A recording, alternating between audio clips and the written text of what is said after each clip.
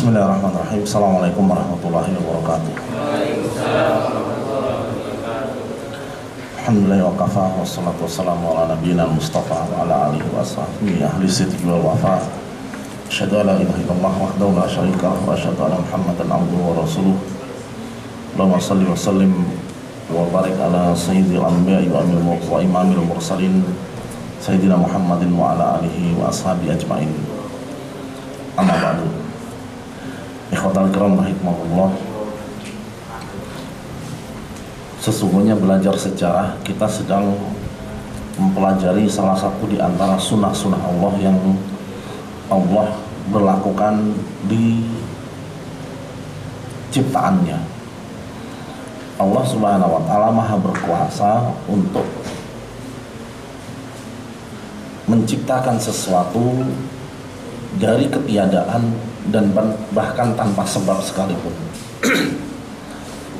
Namun dengan hikmah tertentu Allah Subhanahu wa ta'ala menjadikan penciptaan langit dan bumi itu dengan memberlakukan sunah-sunah yang dengan itu manusia bisa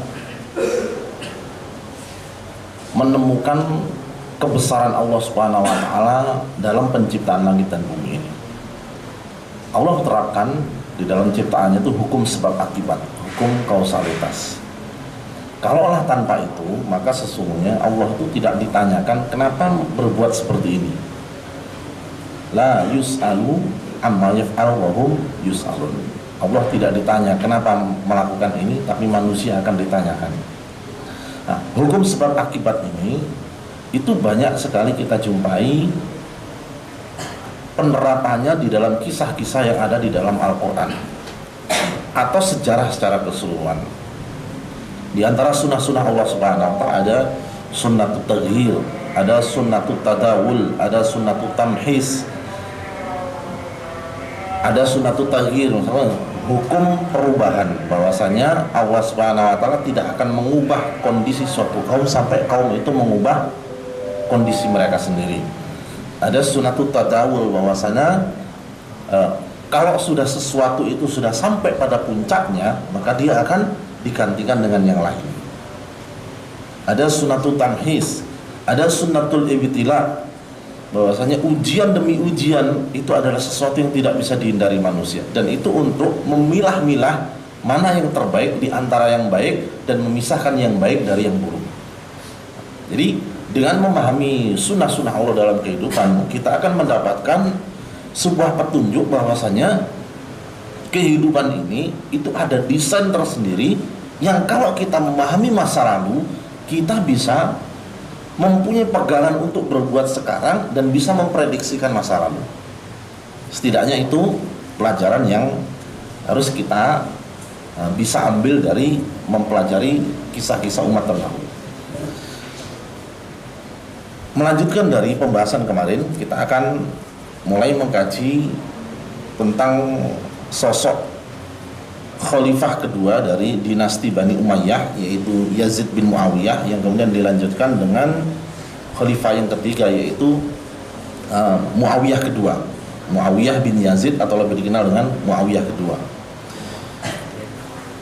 Kita kemarin sudah membahas bahwasanya Muawiyah adalah orang yang pertama kali mencetuskan sebuah konsep baru dalam peralihan kekuasaan yang berbeda dengan 4 khulafa rasyidin sebelumnya. Muawiyah mengukuhkan sebuah konsep baru yang hari ini dikenal dengan sistem monarki, yaitu diwariskan kepada anak keturunannya. Itu dengan segala macam kontroversinya, ternyata ada hal menarik yang patut kita jadikan pegangan, sehingga sosok Muawiyah itu tidak harus diserang hanya karena ijtihad politiknya ini. Karena kebanyakan orang yang hanya membaca sepintas tentang bagaimana sejarah Bani Umayyah itu langsung menghukumi Muawiyah ini yang merubah sistem kenabian. Muawiyah lah yang membuat kisruh umat Islam satunya. Muawiyah, semuanya itu mengarah kepada hal-hal negatif tentang sahabat mulia ini. Atau kemudian Yazid lah yang menjadi sebab terbunuhnya cucu Rasulullah SAW. Itu digoreng dengan sedemikian rupa sehingga mereka lupa ada hikmah yang sebenarnya itu bagian dari ujian kita terhadap orang-orang yang pernah hidup sejaman dengan Rasulullah SAW dan pernah berjuang dengan beliau. Jadi kalau kemarin kita ceritakan bahwasanya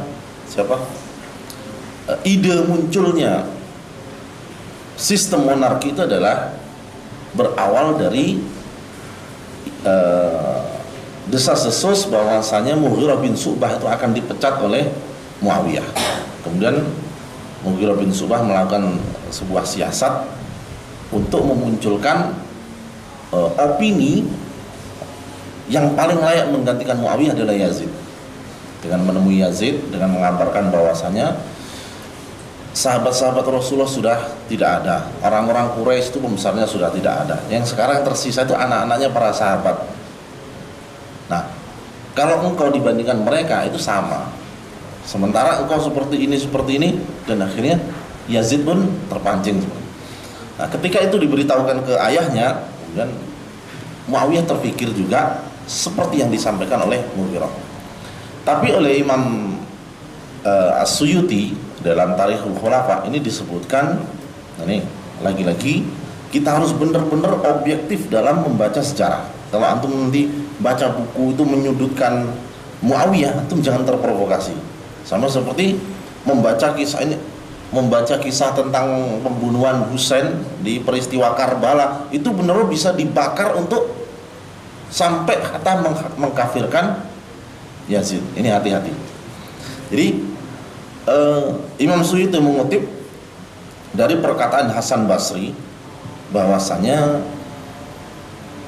yang membuat umat itu kacau itu dua orang, Amr bin As dan Mughirah bin Syu'bah. Amr bin As dengan peristiwa tahkim, kemudian Mughirah bin Syu'bah itu dengan peristiwa mencalonkan Yazid sebagai putra mahkota. Padahal putra mahkota tidak dikenal dalam sistem Khulafaur Rasyidin. Itu diawali dengan ketika Muawiyah menuliskan sebuah surat kepada Mughirah, kalau kamu sudah selesai membaca surat ini maka kamu saya pecat. Nah, Mughirah ini sudah ngerasa ini, akhirnya bersiasat. Ketika dipanggil oleh Muawiyah, datang telat.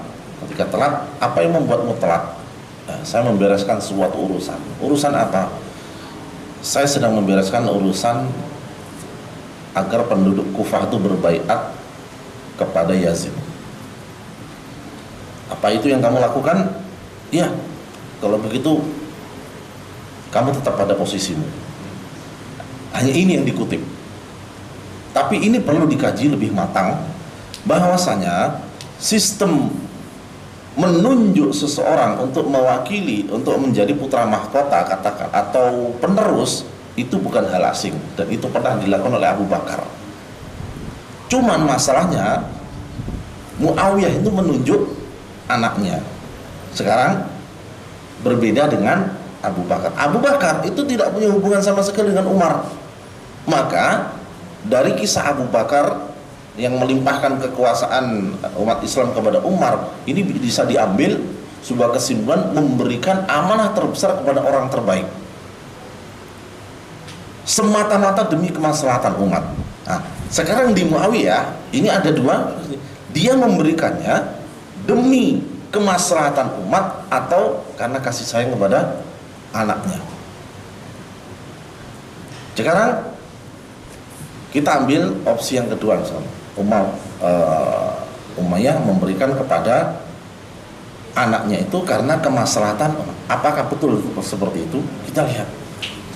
Muawiyah itu adalah dari Bani Umayyah, yang mereka itu kelasnya itu adalah kelas tokoh sejak zaman kakek-kakeknya, sejak zamannya sebelum Abi Sufyan, sejak Abdi Syam.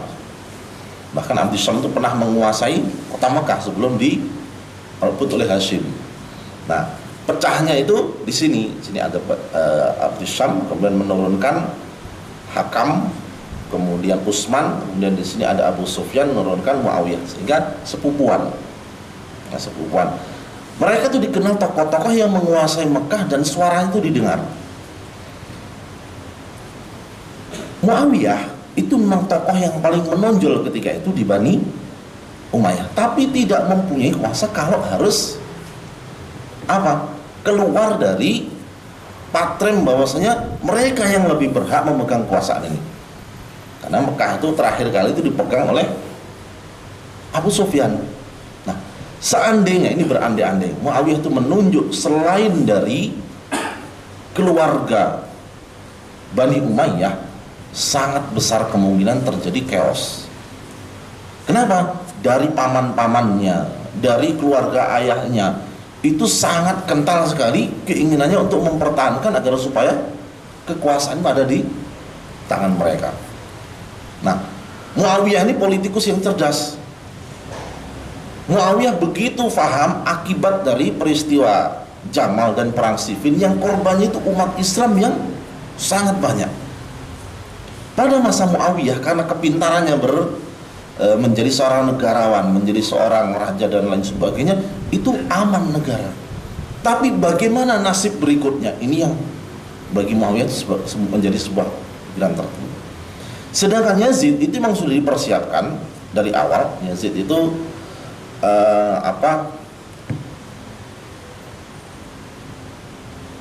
ikut ibunya, karena ibunya ini tidak tahan hidup di istana. Jadi ikut hidup di istana nggak tahan, lebih memilih hidup di kampung. Akhirnya diceraikan, dan Yazid yang masih kecil itu ikut bersama ibu dari pedalaman. Di situ belajar seperti yang dilakukan oleh Nabi waktu kecil, belajar bahasa, kemudian kepemimpinan, kemudian belajar ketangkasan berkuda khas orang-orang pedalaman, khas orang-orang pedalaman. Sehingga jadilah Yazid itu seorang yang faqih, kemudian ahli politik, mahir bermain, perang dan lain sebagainya. Itu sudah dipersiapkan sedemikian oleh Muawiyah. Bahkan kalau kita pernah dengar hadis man yuridillahu bi khairan yufaqihu fiddin, ya, itu dilakukan oleh Bukhari Muslim. Ini diriwayatkan oleh Yazid dari ayahnya. Berarti Imam Bukhari itu mengambil hadis dari Yazid. Ini termasuk kategori sikoh. Kategori sikoh. Nah, Muawiyah ketika memberikan kekuasaan kepada Yazid itu dengan harapan maslahat umat itu lebih terjaga. Karena akan ada tokoh-tokoh dari Bani Umayyah yang bisa jadi akan berulah kalau kekuasaan itu keluar dari lingkaran Bani Umayyah. Nah, maka usulan dari siapa? Mughirah bin Syu'bah itu seperti botol ketemu tutup saja. Belum tentu itu usulan dari Mughirah murni, tapi bisa jadi itu adalah pemikiran Muawiyah dari awal, tapi kemudian disulut dengan ide seperti itu. Dan ternyata ijtihad ini boleh jadi benarnya, karena di peristiwa sesudah Yazid wafat itu digantikan oleh anaknya yang usianya masih sangat muda, beliau sekitar 18 tahun. Anaknya ini soleh, anaknya ini ahli ibadah, tapi sakit-sakitan, sehingga hanya memegang tampuk kekhilafan itu sekitar, ada yang riwayat bilang 20 hari, ada yang bilang 2 bulan, ada yang bilang 6 bulan. Kenapa? Karena sesudah wafat ayahnya dikuburkan, itu dia berkhutbah di hadapan para pengikutnya, kaum muslimin. Dia berkhutbah demikian. Ini saya cantumkan dengan lengkap agar kita paham bahwasanya menurunkan kekuasaan kepada anaknya atau kepada itu merupakan sebuah ijtihad politik yang konsekuensinya sama-sama besar. Muawiyah bin Yazid atau lebih dikenal dengan Muawiyah kedua itu berkhutbah, "Wahai orang-orang, aku diangkat untuk memimpin kalian padahal aku tidak sanggup menjalankannya. Jika kalian mau, aku akan meninggalkannya untuk diserahkan kepada orang yang kuat, sebagaimana As-Siddiq menyerahkannya kepada Umar. Atau jika kalian mau, aku akan meninggalkannya untuk dimusyawarahkan 6 orang, sebagaimana dilakukan oleh Umar bin Khattab. Hanya saja tidak ada di antara kalian yang layak untuk itu. Aku telah meninggalkan urusan kalian, maka angkatlah orang yang layak sebagai pemimpin kalian." Sesudah itu Muawiyah turun dari mimbar, masuk rumahnya dan tidak keluar lagi. sampai wafat. Ternyata ijtihad untuk memberikan suara kepada kaum muslimin seperti yang biasanya terjadi di Khulafaur Rasyidin dan sebagainya, itu harganya mahal sekali. Kenapa? Wilayah-wilayah Islam itu kemudian menyatakan lepas dari kekuasaan dinasti Umayyah. Itu dimulai dari Abdullah bin Zubair yang mengangkat diri menjadi khalifah, karena khalifah sudah turun. Nah, ternyata tidak semudah itu urusannya. Dan Muawiyah ini politikus yang luar biasa cerdas, membaca sebuah keadaan ini jangan-jangan efeknya sangat berat. Makanya beliau menunjuk Yazid. Sebenarnya semua wilayah Islam itu setuju dengan pencalonan Yazid sebagai putra mahkota, hanya Madinah dan Mekah yang menolak. Di situ ada tokoh-tokoh sahabat Nabi yang sigorus sahabat yang sekarang menjadi panutan para sahabat karena sudah yang tua-tua sudah wafat semua. Ada Abdullah bin Umar, Abdullah bin Abbas, kemudian Husain bin Ali. Mereka tidak setuju kalau urusan ini harusnya dikembalikan kepada umat, biar umat yang menyelesaikan urusan. Kalau misalkan umat kemudian menyetujui Yazid itu sebagai khalifah, gak masalah. Tapi kalau memaksa umat langsung berbaiat kepada Yazid, ini yang masalah. Nah, ini ulama-ulama ini selalu menyuarakan sesuatu yang pahit, tapi umat lain harus tahu. Walaupun pada akhirnya suara mereka kalah. Dengan peristiwa seperti peristiwanya fitnah khalqul Quran pada masa Ma'mun, Khalifah Ma'mun Bani Abbasiyah, itu semua ulama itu pada akhirnya memakai rukhsah dari agama. Jadi boleh mengatakan sesuatu yang dia tidak yakini kalau dia terancam. Sama seperti Ammar bin Yasir yang dipaksa untuk kufur dengan Rasulullah SAW, sampai Ammar bin Yasir pun mengucapkan kalimat-kalimat kufur. Kemudian datang kepada Rasulullah dengan menangis. Ternyata Allah Subhanahu wa taala turunkan ayat yang yang menjadi penghibur bahwasanya keimanan itu akan tetap menjadi keimanan selama orang tersebut meyakini di dalam hati walaupun lisannya mengucapkan berbeda kalau dia dalam keadaan terjepit. Nah, para ulama pada masa Imam Ahmad pun seperti itu. Tapi kalau semuanya melakukan seperti itu, kebenaran akan terkubur. Maka Imam Ahmad itu memilih untuk tidak mengambil kesempatan itu. Ketika yang lainnya itu sudah menyerah dengan siksaan Imam Ahmad sampai babak belur disiksa oleh pemerintah hanya untuk mengatakan Al-Quran itu adalah makhluk. Imam Ahmad bersikukuh Al-Quran adalah kalamullah. Nah, ulama-ulama seperti ini itu harus menyuarakan. Konflik itu kemudian berkepanjangan ketika mereka harus menimbang-nimbang lagi. Ini kafaahnya Muawiyah, ini kafaahnya ulama juga. Nah, Ibnu Umar di beberapa peristiwa seperti perang Jamal itu memilih untuk mengasingkan diri, tidak ikut. Di peristiwa ini beliau juga seperti itu. Wah, ini susah posisinya. Sampai akhirnya Ibnu Umar menemui Hafsah, istri Rasulullah SAW. Kemudian oleh Hafsah disadarkan, engkau tidak bisa berdiam diri seperti ini. Engkau itu panutan umat. Umat itu menunggu apa tindakanmu. Ibnu Umar ternyata sadar kalau dirinya itu bukan lagi pribadi yang menentukan dirinya. Pilihan dia itu adalah pilihan umat. Ditimbang-timbang antara ini sudah jelas-jelas menyalahi baiat yang dicontohkan pada masa Nabi, karena langsung ditunjuk. Tapi kalau tidak diiyakan, ini bisa bakal banyak pertumpahan darah. Akhirnya Ibnu Umar memilih untuk berbaiat kepada Yazid. Tinggal tersisa Abdullah bin Zubair dan Husain. Nah, akhirnya karena semua wilayah itu akhirnya bersedia berbaiat kepada Yazid, maka tidak ada lagi wilayah-wilayah yang memberontak.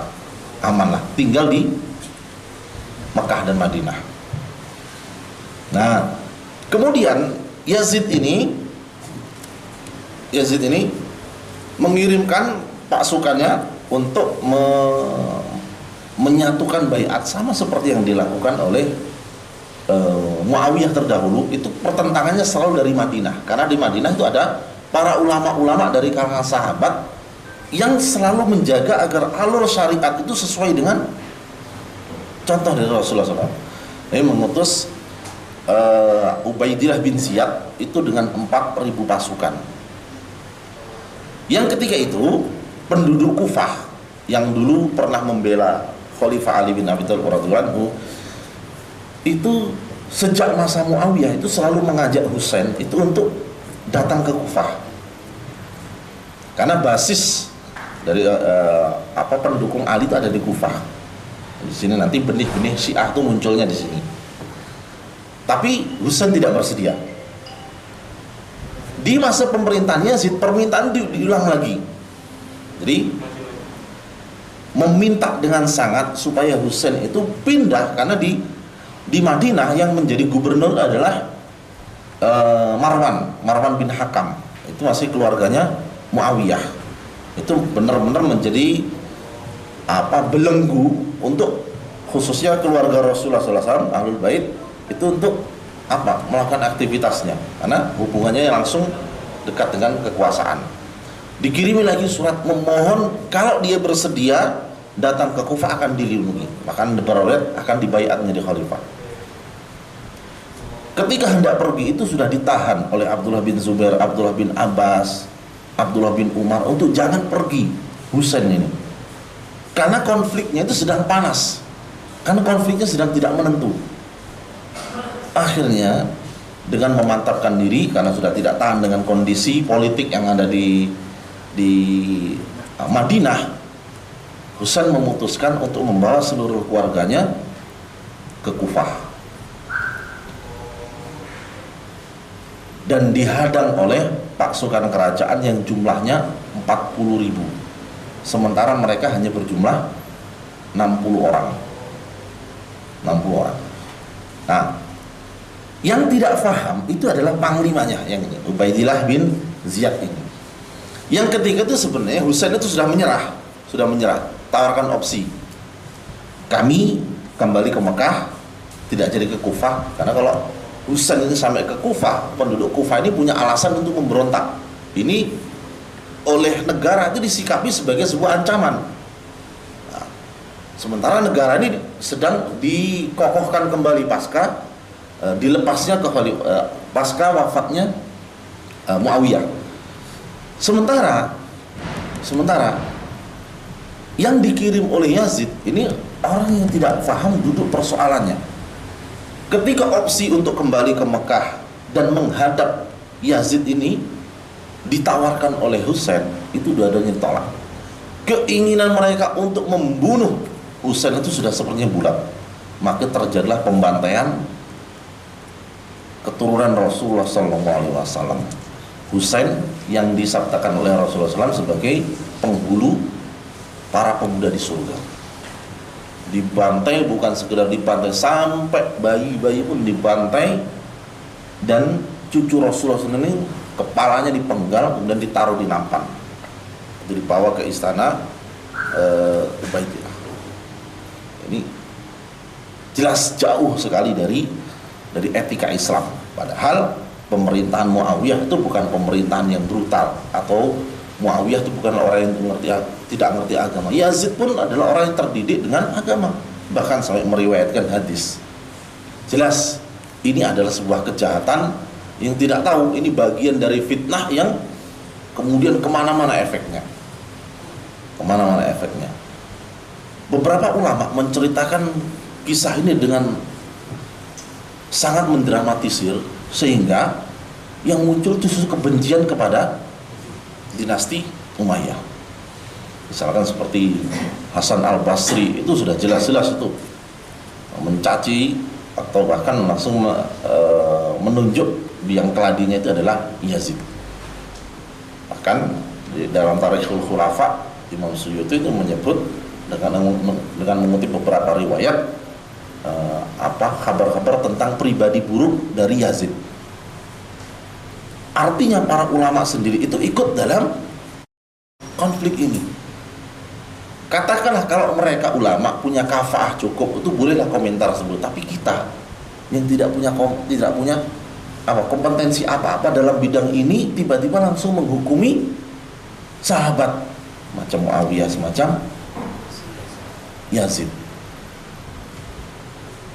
Yang benar, memang benar bahwasanya Husain itu terbunuh dengan dolim, tapi tidak bisa kesalahan itu harus dilimpahkan semuanya kepada Yazid. Yazid itu dalam rangka supaya umat Islam ini bersatu, ya kan?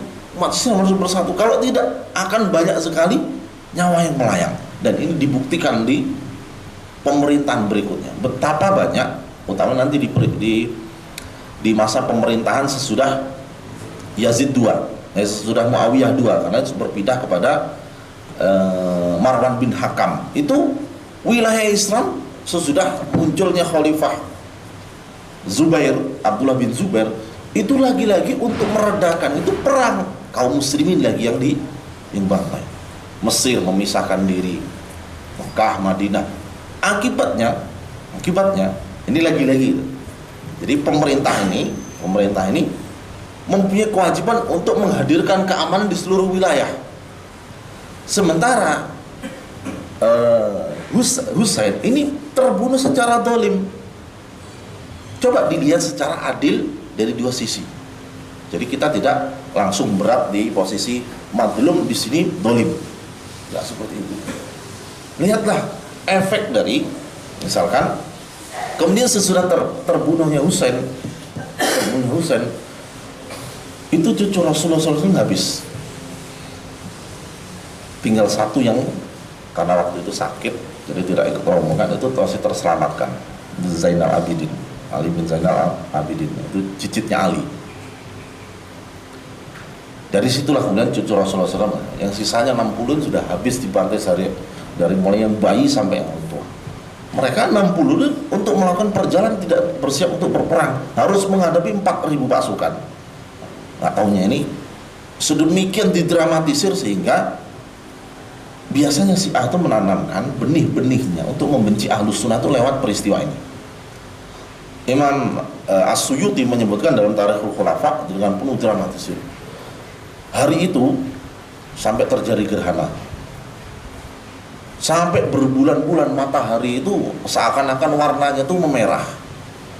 Kemudian di wilayah Palestina itu tidaklah mereka menggali tanah itu, kecuali tanah itu kayak mengalirkan darah. Ini riwayatnya sampaikan begitu saja. Terus kalau mereka motong sembelihannya itu pahit, dagingnya itu sembelihan jadi pahit. Jadi sedemikian didramatisir seakan-akan dunia, langit dan bumi itu bersedih dia. Bagaimana kalau ini diucapkan oleh orang-orang Syiah atau mengalih Ahlus Sunnah, seakan-akan benar-benar yang bersalah itu pihak negara. Lagi-lagi ada kesalahan prosedural dan negara tidak bisa lepas tangan, tapi ada kunci dari itu semua. Itu terjadi di Karbala pada tanggal 10 Muharram. 10 Muharram di kita itu peringatannya? Kayaknya mistis sekali. Kayaknya mistis sekali. 10 suro. Itu pusaka-pusaka pada keluar semuanya itu. Tahu kenapa?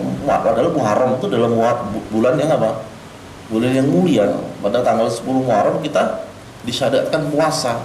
Pada hari itulah Nabi Musa itu diselamatkan oleh Allah Subhanahu wa taala. Dan orang-orang Yahudi berpuasa pada hari itu. Kemudian Rasulullah mengatakan, kami lebih berhak daripada kalian terhadap Nabi Musa. Dan beliau memerintahkan puasa 10 Muharram. Agar supaya berbeda dengan Yahudi, diselingi, ditambahi atau di depannya atau di belakangnya. Jadi 9, 10, 11 atau 10, 11 atau 9, 10 nggak masalah. Yang penting berbeda dengan orang-orang Yahudi.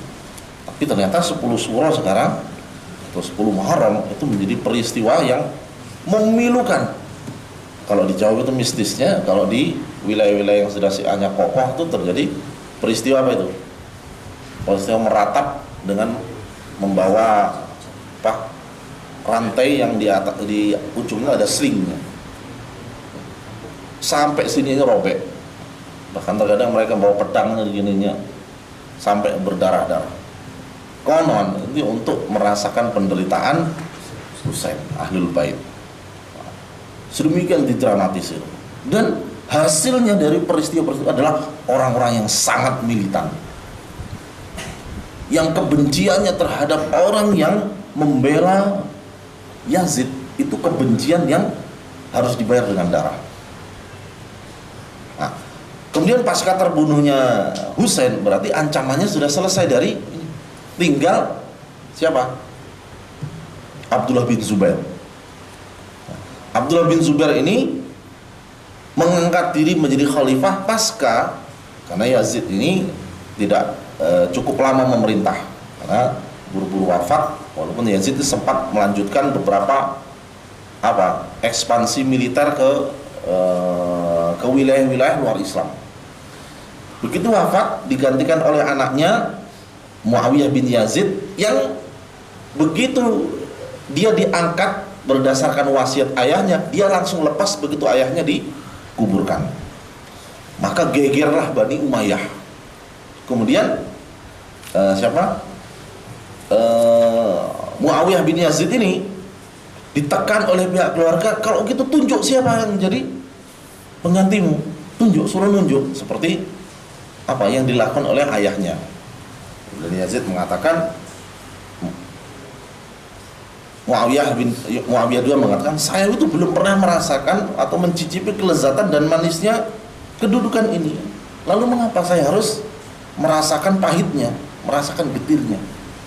Jadi dia itu belum resmi diangkat menjadi khalifah, tapi karena sudah diwasiatkan oleh ayahnya, dia itu menjadi khalifah. Istilahnya apa? Masih belum de facto ya. Tapi langsung dilepas. Kemudian disuruh nunjuk. Nah, nunjuk ini bagi dia itu merupakan sesuatu yang fatal. Katakanlah bid'ah lah seperti itu. Nah, saya tuh belum merasakan manisnya kedudukan ini. Kenapa saya harus nanggung getirnya? Harus nanggung getirnya. Dia tidak mau. Serahkan kepada kaum muslim. Lihat, tidak semua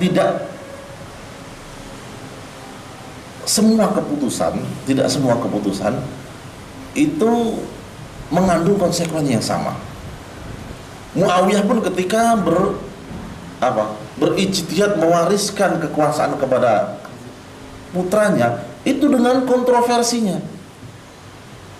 Ada pertentangan dari para sahabat-sahabat, khususnya para ulama-ulama yang ada di Mekah dan Madinah. Itu tidak benar. Harusnya itu dikembalikan kepada kaum muslimin. Adakah yang lebih berhak daripada Yazid? Oh, banyak. Ada Abdullah bin Umar, ada Abdullah bin Zubair, ada Abdullah bin Abbas, ada Husain bin Ali. Dan mereka tuh satu letting lah, katakanlah seperti itu. Dan kalau dilihat secara nasab, mungkin ya siapa? Abdullah bin Abbas lebih layak, atau Husain, atau Zubair. Semuanya anak-anak para sahabat. Tetapi ketika itu dikembalikan kepada urusan kaum muslimin, biarkan kaum muslim yang memutuskan lagi, hasilnya tidak semudah itu. Maka kemudian Abdullah bin Zubair, karena terjadi kekosongan, mengangkat diri menjadi khalifah. Abdullah bin Zubair itu adalah orang yang terkenal ahli ibadah, terkenal paling pandai menunggang kuda, terkenal paling disiplin dalam melakukan syariat-syariat Islam. Jadi kekuatannya, keberaniannya itu luar biasa. Tuh, di saat Mekah itu digempur habis-habisan oleh pasukan kerajaan, itu masih sempat-sempatnya beliau itu sholat sampai kebakar karena dilempari manjanik ketapel yang isinya api itu sampai bajunya kebakar, dia nggak noleh sama sekali, melanjutkan sholatnya. Abdullah bin Zubair adalah bayi pertama yang lahir pasca hijrah. Dia adalah orang yang pertama kali ditahnik oleh Rasulullah SAW. Jadi, dimamahkan kurma di sini. Semua penduduk Madinah bergembira dengan lahirnya Abdullah bin Zubair. Abdullah bin Zubair ini suatu hari pernah diberikan darahnya Rasulullah, karena Rasulullah habis bekam buang ini di tempat yang tidak ada orang pun yang mengetahuinya. Bingung, nanti ketahuan, akhirnya ditelan darahnya Rasulullah SAW.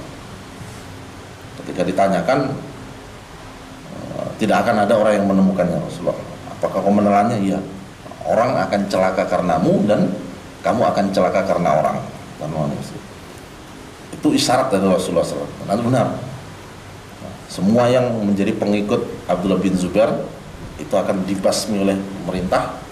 Dan karena Abdullah bin Zubair mengangkat diri menjadi khalifah, itu manusia menjadi bermasalah. Ala kulli hal, Abdullah bin Zubair adalah pemuda yang kafaah pemimpinnya itu sangat kentara. Ayahnya itu adalah seorang yang dijamin masuk surga. Ibunya adalah Asma, anaknya As-Siddiq. Bibinya adalah Aisyah radhiyallahu anha. Jadi secara kafaah itu memang sudah memenuhi. Maka Mesir itu langsung menyatakan berbaiat.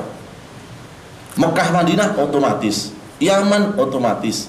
Bahkan wilayah-wilayah yang dulunya adalah basis kekuasaannya Bani Umayyah pada masa Muawiyah, itu sebagian berbaiat kepada Abdullah bin Zubair.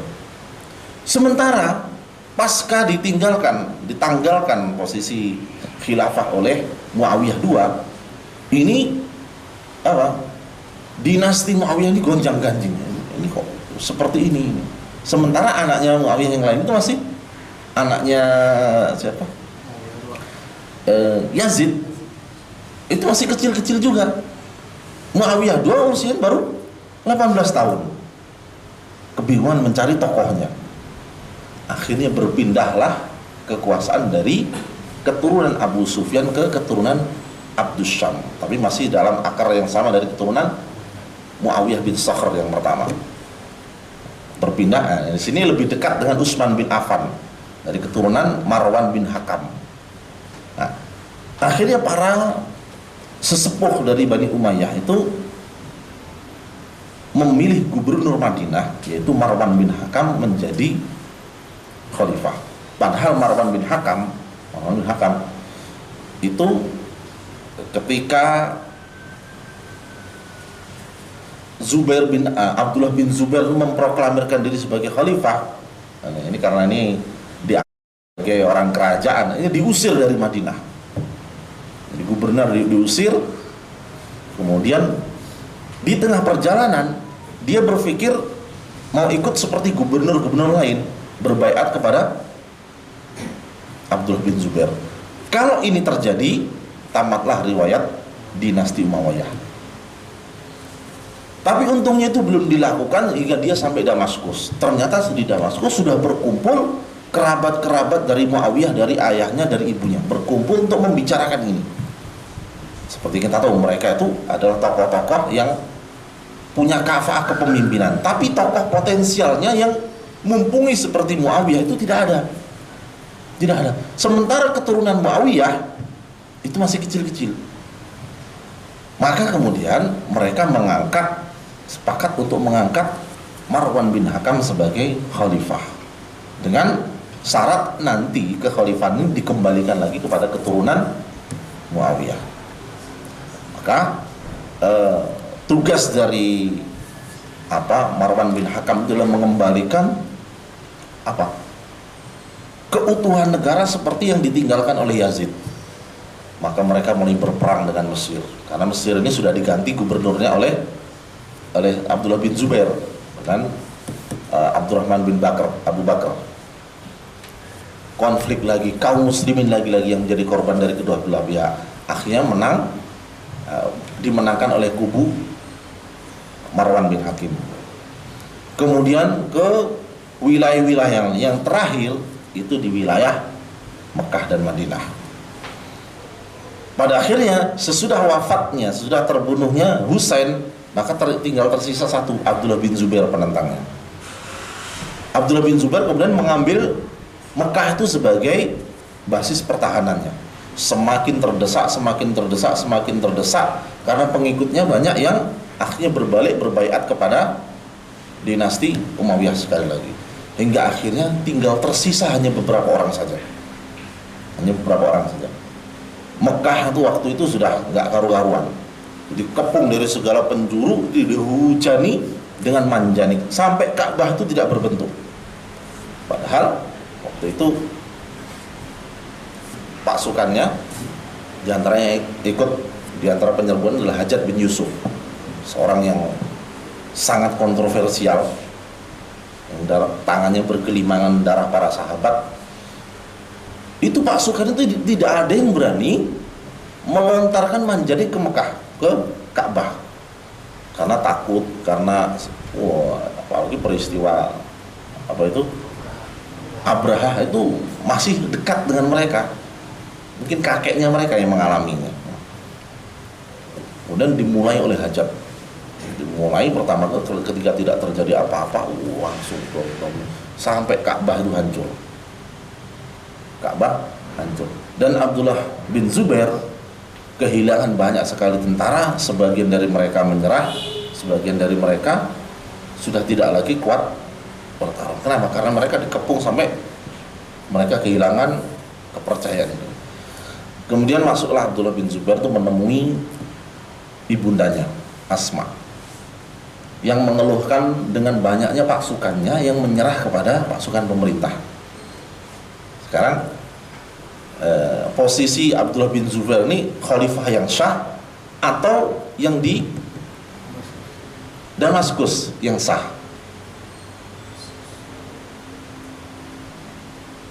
Yang mana? Belum tentu.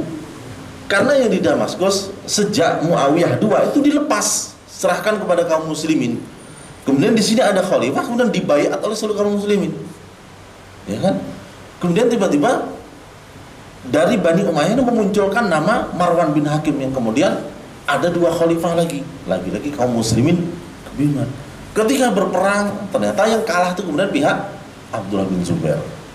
Makanya Abdullah bin Zubair itu menjadi satu-satunya khalifah yang tidak mempunyai penerus. Masuk ke ibunya Asma binti Abi Bakar yang mengeluhkan tentang banyaknya sahabat-sahabatnya pejuangnya. Asma kemudian menyemangatinya untuk jangan menyerah, memberikan sebuah nasihat. Coba nanti dibaca nasihatnya, sangat luar biasa. Jadi meninggal dalam keadaan terbunuh di jalan Allah Subhanahu wa taala lebih disukai daripada meninggal dalam keadaan di kasur atau dan lain sebagainya. Dan memberikan tamsil, kalau kambing itu sudah dikuliti, kalau kambing itu sudah disembelih, ketika dikuliti dia tidak merasakan sakit, Kemudian semangat Abdullah bin Zubair muncul lagi. Maksudnya dia bukannya takut menghadapi pasukan musuh, dia bukan tipikal penakut, tapi dia hanya sedih saja. Perjuangannya harus berakhir seperti ini. Akhirnya dia bertempur sampai titik darah penghabisan dan berakhir dengan dia disalib oleh Hajjaj.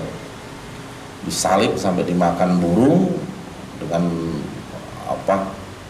dengan kondisi badan yang sudah tidak karu-karuan. Asma yang ketika itu usianya sudah ratusan tahun, itu buta. Itu mendekati jenazah anaknya itu dalam keadaan tegar, tidak nangis sama sekali. Bahkan bangga karena ayahnya adalah seorang yang dijamin masuk surga, Zubair bin Awam, dan dia adalah putri dari As-Siddiq. Maka dengan terbunuhnya Zubair bin Awam berakhirlah episode pemberontakan di wilayah. Maka bersatulah kembali dinasti Umayyah yang terselamatkan dengan munculnya Marwan bin Hakim. Tapi episode kemudian berpindah karena ternyata Marwan bin Hakim ini tidak lama menjadi khalifah. Insyaallah kita akan lanjutkan di pertemuan berikutnya sampai pada khalifah adil, yaitu Umar bin Abdul Aziz. Karena Hakam ini nanti mewariskan kekhilafahan itu tidak kepada anak keturunan Muawiyah seperti kesepakatan awal, tapi langsung menurunkan kepada anaknya. Punya dua anak, satu namanya Abdul Aziz, itu dijadikan gubernur Mesir, Dan di sini Umar bin Abdul Aziz itu lahir. Kemudian satu lagi anaknya yang namanya Abdul Malik itu dijadikan putra mahkota. Nanti dari keturunan Abdul Malik itu menjadi anaknya itu menjadi khalifah di beberapa. Anaknya itu dikawinkan dengan sepupunya Fatimah dengan Umar bin Abdul Aziz. Maka Umar bin Abdul Aziz itu memperoleh kekhilafahan karena wasiat dari mertuanya. Tapi naktafi bihadzal qadar. Sebelum kita tutup, kita akan simpulkan sedikit tentang kejadian yang menimpa umat Islam yang berkaitan dengan kekuasaan. Ya, dalam Islam kekuasaan kaum muslimin itu betul-betul payung. Payung apa? Payung agama, payung keamanan, payung. Selama kaum muslimin masih mempunyai semangat untuk berjihad, selama itu pula mereka mempunyai izah. Ketika kaum muslimin sudah kehilangan semangat berjihad, berarti penyakit wahan itu sudah menjangkit. Apa penyakit wahan? Hubbud dunya wa karahiyatul maut, mencintai dunia dan takut mati. Silahkan kalau ingin memperluaskan bacaan, baca di kisah runtuhnya negeri Andalus. Itu karena mereka enggan berjihad. Jadi ketika kaum muslimin sudah tidak punya gairah lagi untuk berjihad, ketika itulah musuh-musuh Islam itu merasa lebih menang. Nah, makanya konflik-konflik ini itu kita harus sikapi menjadi sebagai sebuah hal yang ya mungkin salah satunya positifnya mereka itu pemberani. Ketika konflik itu sedang terjadi dengan Muawiyah dan Ali, itu Romawi dan Persia itu tetap tidak berani bergeming, nunggu siapa yang menang dulu. Kenapa? Karena mereka adalah orang berani. Jadi pernah Muawiyah itu ditawari oleh Raja Romawi untuk membantu untuk menyelesaikan konfliknya dengan Ali. Itu ditolak mentah-mentah oleh Muawiyah. Jadi artinya mereka sepakat kalau konflik ini adalah konflik yang sifatnya ijtihadi, bukan musuh-musuh yang harus ditumpas seperti orang-orang kafir. Dan salah satu di antara efeknya ini, musuh-musuh Islam itu tetap menganggap Islam itu sebagai sebuah kekuatan ketika mereka mempunyai syariat jihad. Karena itulah syariat jihad itu sampai pada kekhilafahan Turki Utsmani itu tetap ada. Jadi entah dengan perluasan, entah dengan membantu dan lain sebagainya, sehingga tentara itu tidak banyak nganggur. Tentara itu tidak hanya di barak. Jadi tentara itu terus berputar sana terus sini dan lain sebagainya. Nah, kemudian kekuasaan itu harus benar-benar di tangan kaum muslimin. Di tangan kaum muslimin. Entah dengan cara seperti apapun, karena lepasnya kekuasaan dari kaum muslimin itu berarti lepasnya satu persatu syariat Islam. Hari ini mungkin kita ya lihat kerajaan yang mungkin paling menerapkan syariat Islam mungkin di kepala kita itu Saudi Arabia. Nah, di Saudi Arabia itu yang tidak murni syariat Islam diterapkan, apalagi di proses pergantian kepemimpinan dari raja ke raja. Akan tapi para ulama di sana melihat ada maslahat yang lebih besar. Jadi ketika diwariskan kepada anak keturunan, kalau dinasti Raja Abdul Aziz ini unik, tidak kepada anaknya tapi kepada saudara. Selama anaknya Raja Abdul Aziz masih ada, maka kepemimpinan itu tidak pindah ke generasi berikutnya. Jadi cuma dari saudaranya ke saudaranya. Dari mulai Raja Faisal, kemudian Raja Abdul Aziz, Raja Fat dan Raja Abdullah sampai sekarang itu raja. Makanya mereka jadi raja itu di usia 85 tahun. Karena saudara-saudaranya hampir itu dianggap lebih maslahat daripada pakai pemilu. Kira-kira Saudi itu gak pakai pemilu gimana? Apa gak kisruh? Nah, artinya ijtihad untuk memakai sistem syuro itu mempunyai konsekuensi. Kemudian ijtihad untuk diwariskan itu juga mempunyai konsekuensi. Itu semuanya sudah mansus. Artinya tidak semua yang modelnya itu diwariskan itu semuanya salah. Nyatanya ada beberapa kekhalifahan di dinasti Umayyah yang bersinar seperti Umar bin Abdul Aziz, atau di Bani Abbasiyah seperti siapa? Raja Khalifah Harun ar-Rasyid dan yang sebagainya. Artinya plus minusnya selalu ada, tapi idealnya adalah Khalifah ar-Rasyidin. Baik, naktafi. Qul qali hadza wa astaghfirullahaladzim. Assalamualaikum warahmatullahi wabarakatuh.